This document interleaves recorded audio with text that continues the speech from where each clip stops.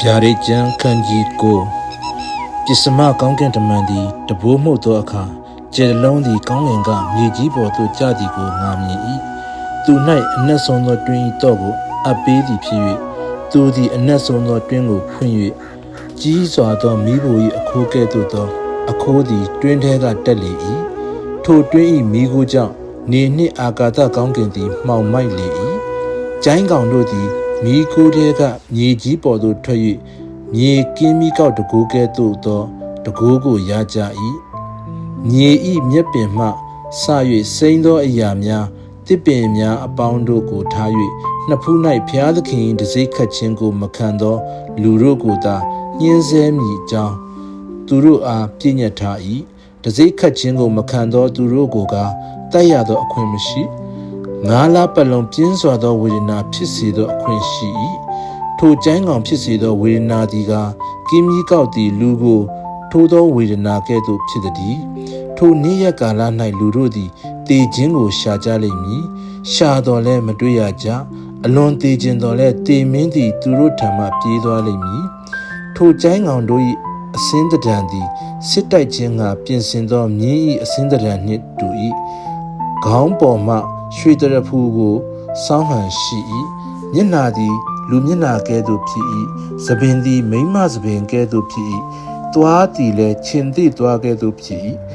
ရင်အုပ်တစားသည်တန်ရင်အုပ်တစားကဲ့သို့ဖြစ်၏အတောင်ခတ်သောအတန်သည်စစ်တက်၍ပြေးလာသောမြင်းရထားအများ၏အတန်ကဲ့သို့ဖြစ်၏အမြည်သည်ကင်းမီကောက်နှင့်တူ၏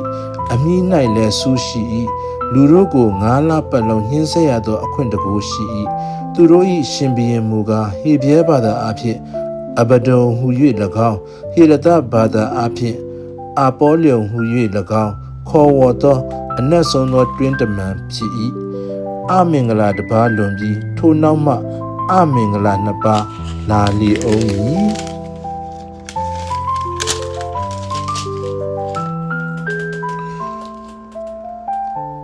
အထမကောင်းကင်တမန်သည်တဘိုးမှုတ်သောအခါဖျားသခင်ရှေ့တော်၌ရှိသောရွှေရစ်ပလင်၏ဂျိုလေးချောင်းထဲကထွက်သောအတန်ကဥဖရက်မြစ်ကြီးနားမှချီနှောင်လျက်ရှိသောကောင်းကင်တမန်၄ပါးကိုလွှတ်လော့ဟုတဘိုးရှိသောဆဋ္ဌမကောင်းကင်တမန်အားဆိုသည်ကိုငါကြား၏ထိုအခါလူသုံးစုတစုကိုအသေးသက်ခြင်းကတနာရီတရက်တလတနှစ်အဖို့ပြင်ဆင်သောကောင်းကင်တမန်၄ပါးတို့ကိုလွတ်လေ၏မြင်းစည်းသူရဲတို့၏အရေးအတွက်က